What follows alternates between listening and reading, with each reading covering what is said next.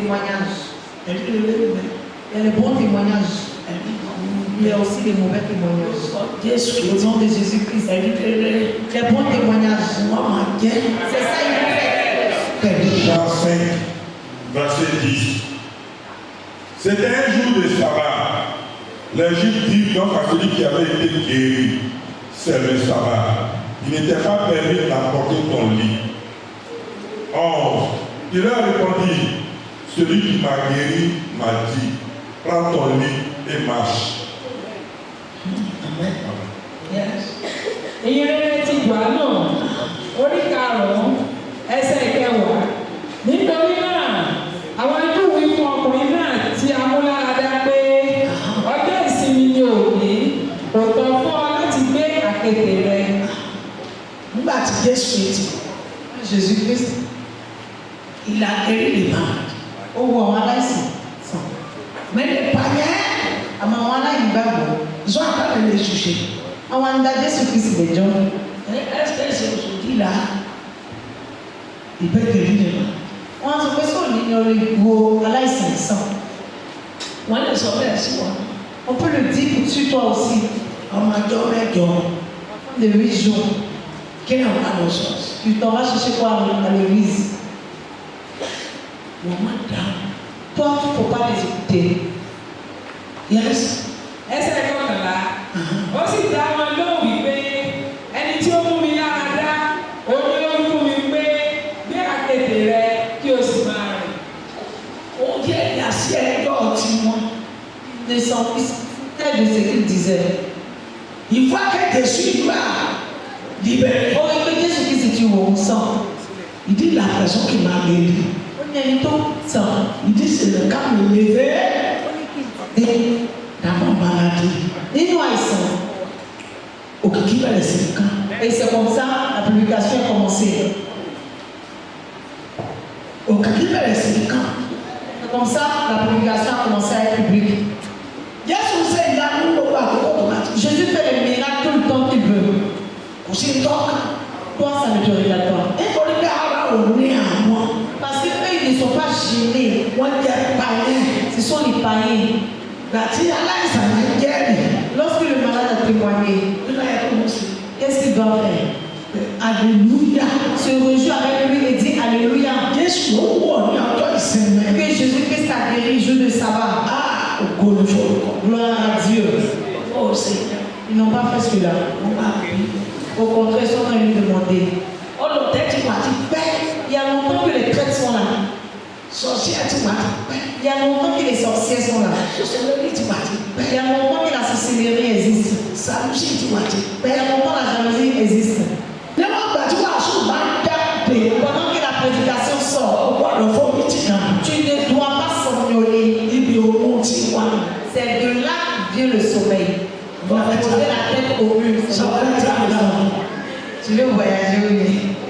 Ça va être là.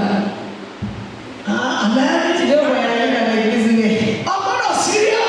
Tu dois être sérieux. Tu cries à la bon, ouais, Si ton client venait devant toi, oh, les ça y tu ne peux pas coller ta tête au mur quand il sort. bon, il y a ça dans le temps, madame, tu sais quoi? Avant qu'il va tourner, comme tu as déjà dit, tu veux voir madame. La parole de Dieu, c'est une grande parole. Il y a la foi. Nous serons heureux. Et moi, c'est ça. S'il vous plaît, ne somnolez pas. Yes. 12. Ah, Il leur répondit, il lui demandait, qui est l'homme qui t'a dit, prends ton lit et marche. 13. Mais celui qui avait été guéri ne savait pas qui c'était, car Jésus avait soigné de la foule qui était à ce lieu. amen.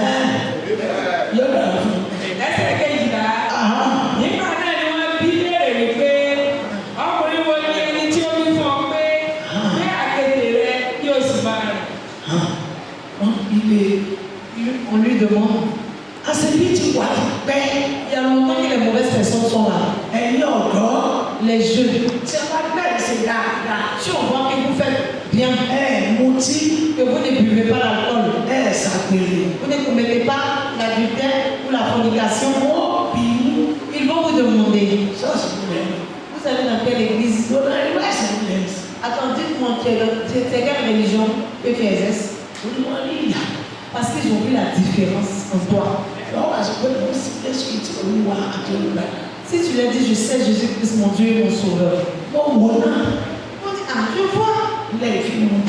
Je vois pourquoi, il comprend pourquoi tu ne bois pas l'alcool. Je comprends pourquoi tu ne voles pas. Je comprends pourquoi tu ne fais pas les mauvaises choses. Ça, c'est le bon témoignage. Les païens, il n'y a pas ce que tu peux faire devant eux et puis ça sera bon pour eux.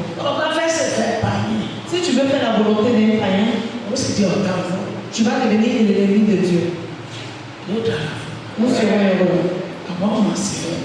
Nous avons fait la volonté de Dieu. Et Dieu ne va pas nous abandonner. Nous n'aurons pas honte. Yes.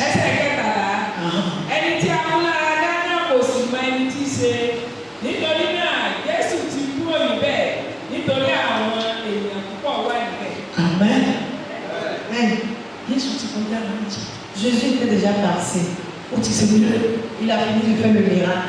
Il est déjà parti. Maintenant, pour eux, là, c'est quoi chercher le fond? Même s'ils vont chercher le fond. Ah, dites non, qui l'a guéri, on va le saluer. On va le remercier. Mais ils sont en train de, au contraire, ils sont en train de murmurer. Au contraire, ils sont en train de murmurer, dire des mauvaises paroles. Jour de sabbat. Et qui t'a guéri? Qu'est-ce qui toi ça te regarde?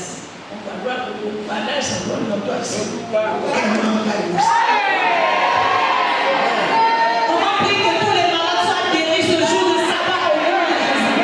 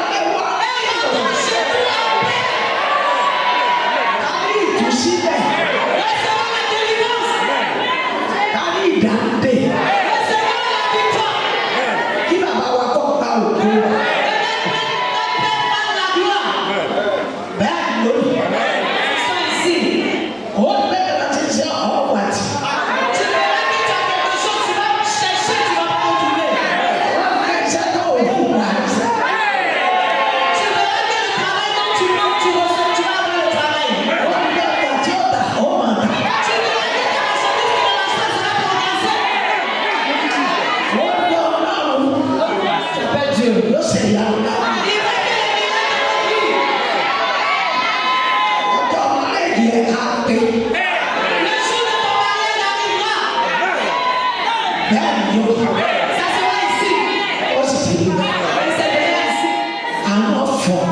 La miséricorde va parler Láyé ẹnìkọ̀ọ̀kan wà. dans la vie de chacun de nous. Lórúkọ Jésù. Au nom de Jésus. Àánú fọ̀. La miséricorde va parler. Ló dára. Nous serons heureux. Ẹ jẹ́ ká tó. Et assurons amplement de joie. Ẹ jẹ́ kí ìyá àbọ̀ lókun. Báwo lọ sùn náà? Plus ordonné. Wọ́n sì gbọ́dọ̀ fún mi sí ìyá Il ne faut pas poser ta tête contre le mur. tí wà. Tu n'auras pas honte. Bọ́ọ̀ bá ti gbọ́rọ̀ lọ́wọ́. Lorsqu'on écoute la parole de Dieu, Sì máa ń gbọ́. écoutons-la sérieusement. Corinthiens 5, verset 21. Celui qui n'a pas connu le péché, il a fait devenir péché pour nous, afin que nous devenions en lui justice de Dieu. Yes. Kọ́lítì Ìkejì. kejì orí karùn-ún ẹsẹ̀ mọ́kànlélógún nítorí tí ó ti ṣe nítorí tí ó fi ṣe ẹsẹ̀ nítorí wa nítorí tí ó fi ṣe ẹsẹ̀ nítorí wa ẹni tí kò mọ ẹsẹ̀kẹsẹ̀ rí kí àwa lè di olódodo Ọlọ́run nínú rẹ̀. Amen. Jésù sì ó wà bí ilé ẹlẹ́sìn. Jésus, Ó jọra rẹ̀ sí il s'est laissé. àṣẹbí ẹlẹ́sìn. Il s'est laissé. Nous l'avons pris comme un pécheur. Àìfi bí ẹlẹ́sìn. Nous l'avons manqué de respect comme un pécheur. Akẹ́lẹ́ àti ẹlẹ́sìn lẹ́yìn. Nous l'avons fait souffrir comme c'est le péché d'un pécheur. Ṣùgbọ́n síbẹ̀ Mais malgré cela, kò yẹ il n'a pas changé. kò yẹ ká dá lẹ́jọ́ bí ẹlẹ́sìn. Nous ne devons pas le juger comme un pécheur. Kò yẹ ká wùwà sí gẹ́gẹ́ bí ẹlẹ́sìn. Nous ne devons pas nous comporter envers lui comme un pécheur. Bọ́ọ̀ bá lẹ́sẹ̀ Si tu ó lè nà ó. dis, si tu n'as pas péché, il faut lever la main. Ẹ tí ò lẹ́sẹ̀ kò sí náà. Il n'y a pas une personne qui n'a jamais péché dans ce monde. Kì í ṣe pé bàtà àdáyé là lẹ́sẹ̀. Ce n'est pas parce que c'est pas quand nous sommes arrivés dans le monde que nous avons commencé Ó à bí pécher. ayé láti jẹ́ ẹlẹ́sìn. C'est avant de venir au monde que nous sommes pécheurs. Látètè kọ́sẹ̀ láti jẹ́ ẹlẹ́sìn. Nous avons été pécheurs à partir du bas, mais Àtètè kọ́sẹ̀ ọlọ́run náà kó máa dá Ádámù àti Éfà.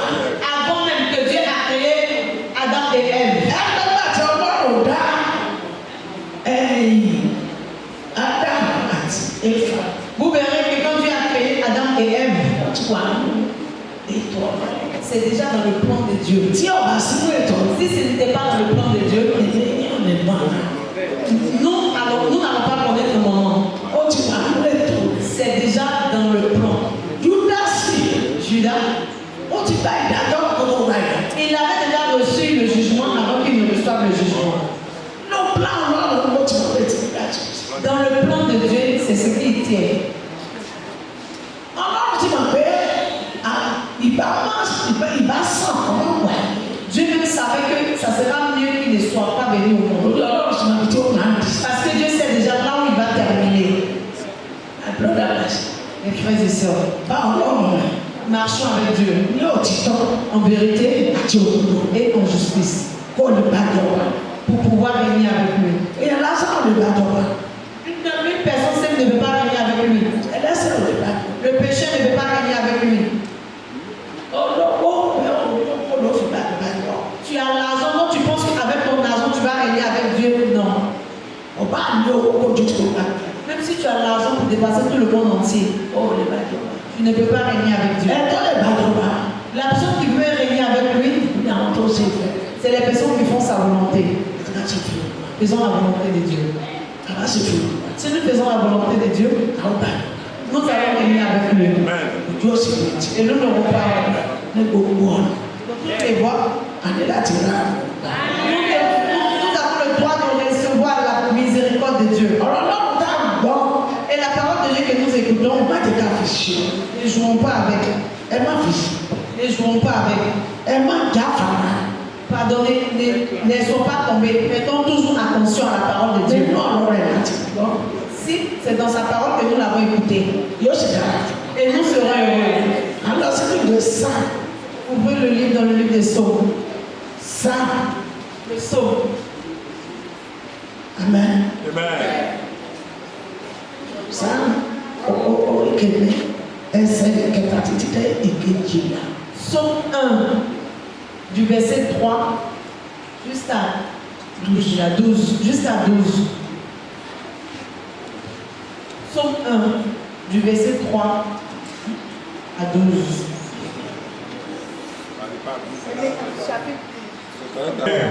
Verset 3. Il est comme un arbre planté près d'un courant d'eau qui donne son fruit à sa saison et dont le verre s'écrit. Point. Tout ce qu'il fait lui réussit. Car il n'en est pas ainsi des méchants. Ils sont comme la paille que le vent dissipe. 5. C'est pourquoi les méchants ne réussissent pas au jour du jugement, ni les pécheurs dans l'assemblée des justes. 6. Car l'Éternel connaît la voie des justes et la voie des pécheurs mène à la ruine. Amen. Amen. Orí Dáfídì, orí kìíní, Psaume ẹsẹ̀ kẹta, 1, verset 3. yóò sì dàbí igi tí a gbìn sí etí odò, tí so èso rẹ̀ jáde ní àkókò rẹ̀. Ewé rẹ̀ kì yóò sì rẹ̀, àti ohunkóhun tí ó ṣe ni yóò máa so déédéé. Lorsque tu fais et que tu obéis à sa parole, tout chose va marcher pour toi. Ils vont te respecter. Ils vont t'honorer. Tu ne seras même pas obligé d'ouvrir la bouche pour dire je suis un chrétien. Et puis même avant qu'il ne voie la gloire de Dieu même en toi. Suis-toi. Pour marcher en vérité avec Dieu. Yes. Ẹsẹ̀ kẹrin, àwọn ènìyàn búburú ń bọ̀ rí bẹ́ẹ̀, ṣùgbọ́n wọ́n dàbí ìyàpò tí afẹ́fẹ́ ń fẹ́ lọ. Les méchants ne sont pas ici. Ils sont comme des pailles que le vent emporte. Parce qu'ils ne se contrôlent pas. Une voiture qui n'a pas de frein, c'est comme ça là où ça va les déposer, c'est là que ça va les laisser. Ça peut les déposer même en enfer. Parce que si tu n'as pas Jésus, c'est différent d'avoir Jésus. C'est différent d'accepter Jésus.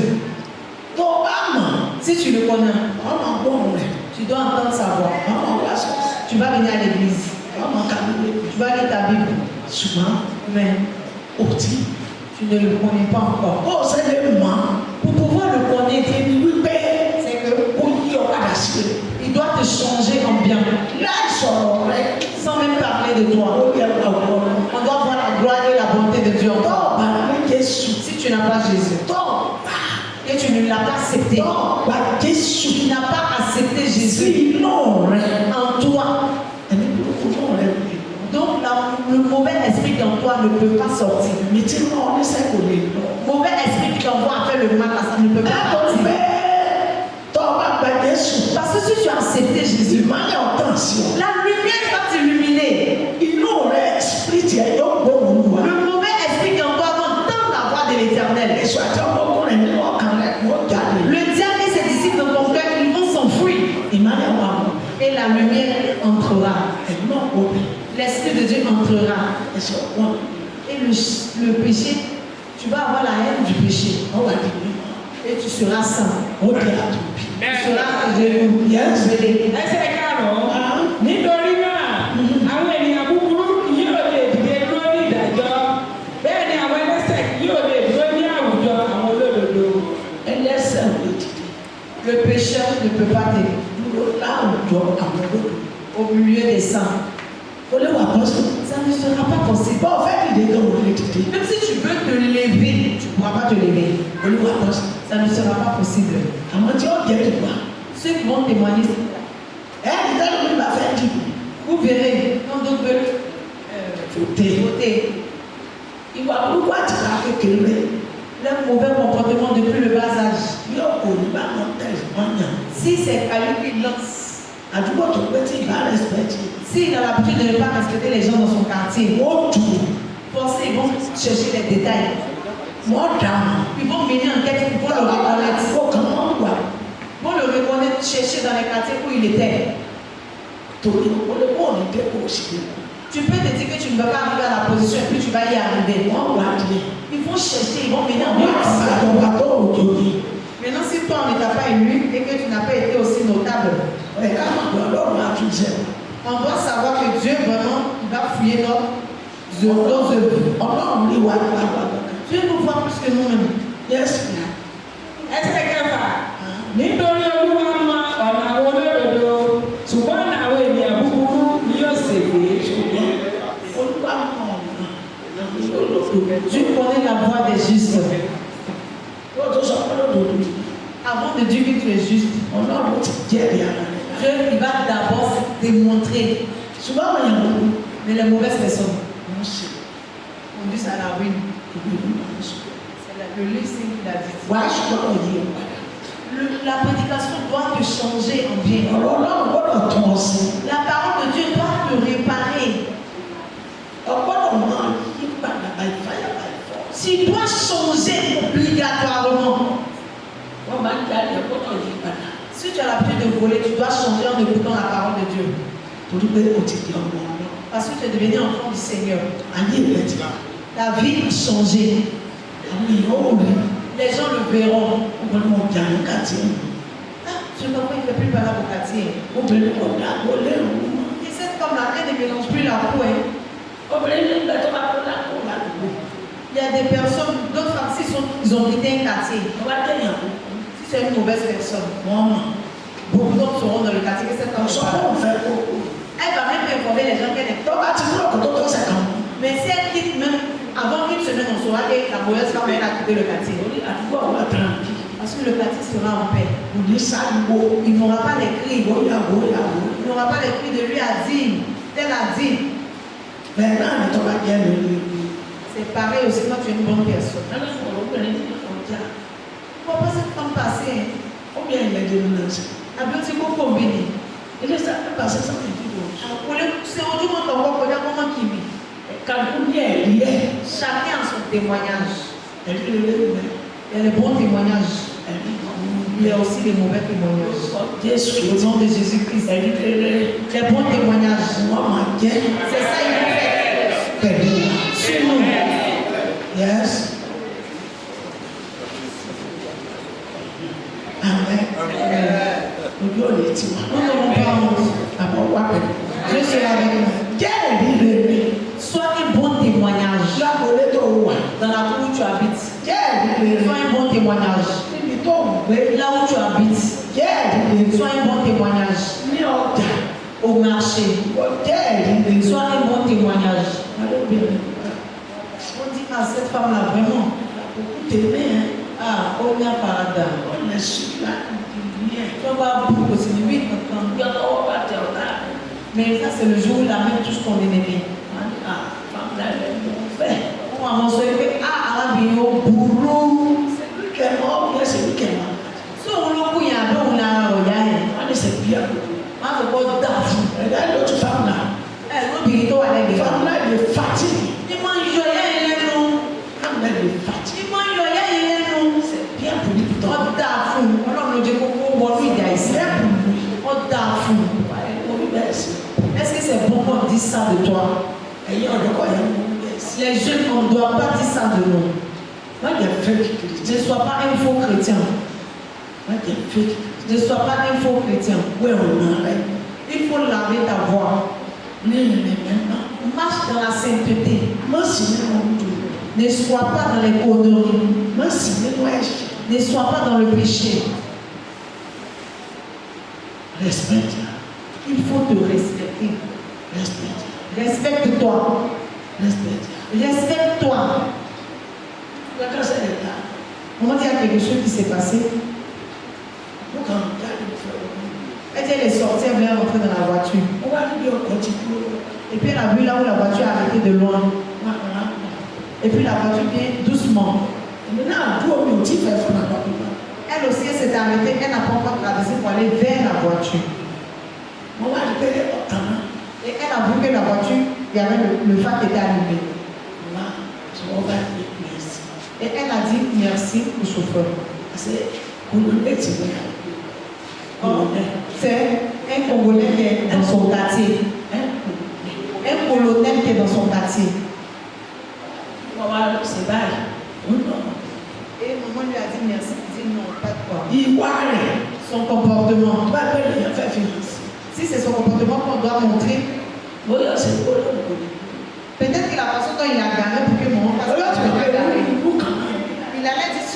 font les mêmes choses. Je commence à vous attirer. Mais la façon dont il a un mauvais comportement, maman dit elle ne connaît pas pour d'autres personnes. Mais elle connaît pour parce qu'ils vont vérifier son comportement. Ils vont vérifier pour elle aussi. Aujourd'hui, la façon dont il se comporte mal envers les gens, il ne se pas mal comporter envers la maman prophétesse. Mais maman ne l'a pas regardé avec cela. Maman dit qu'elle veut le salut, même elle s'abaisse un peu, lui aussi s'abaisse. Parce que c'est les bons comportements qu'on doit pour bannir le mauvais comportement.